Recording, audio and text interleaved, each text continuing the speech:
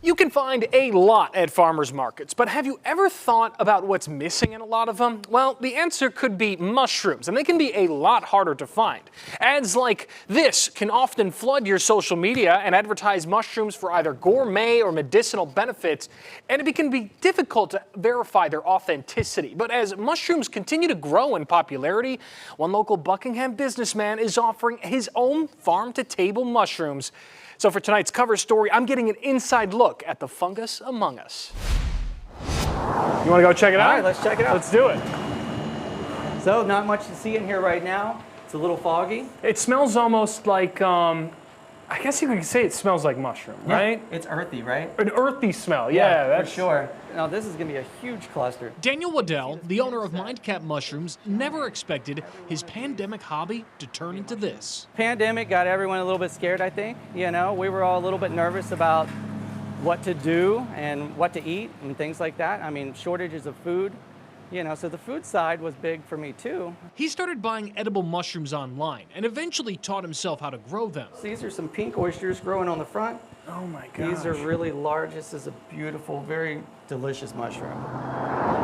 Growing is fairly easy too. Inside his roadside warehouse in Buckingham, Daniel starts with a syringe of mycelium, basically the roots of the mushroom, and injects it into a mixed bag of wood chips and soy.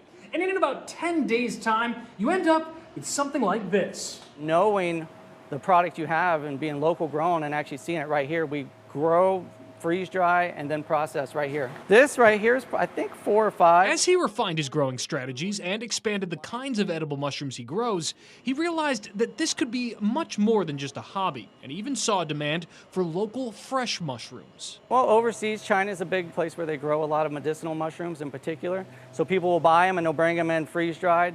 And, you know, they have bad air quality in a lot of these areas, so the mushrooms absorb it, you know, and they actually breathe oxygen. So they bring all of that in, and they're finding toxins in some of these mushrooms when they do tests. On top of that, here in the U.S. recently, mushrooms and mushroom products have exploded in popularity.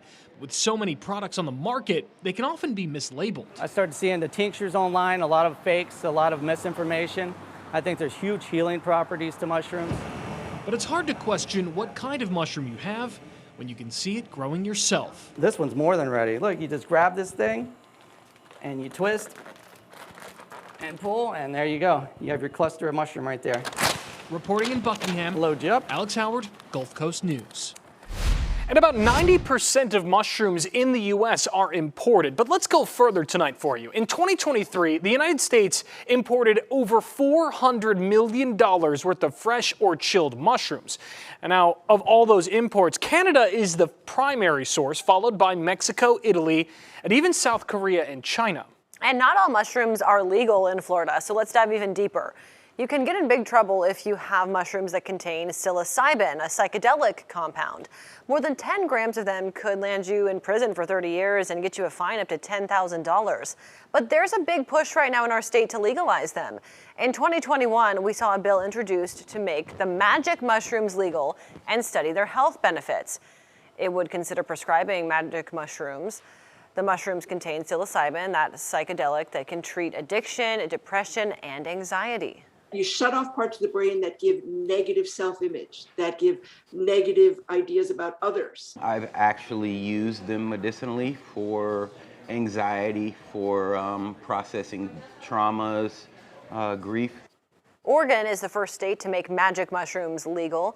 Texas and Connecticut have legalized medical research to find out more about those potential benefits for things like mental health. Other mushrooms like portobello have even been studied for breast cancer.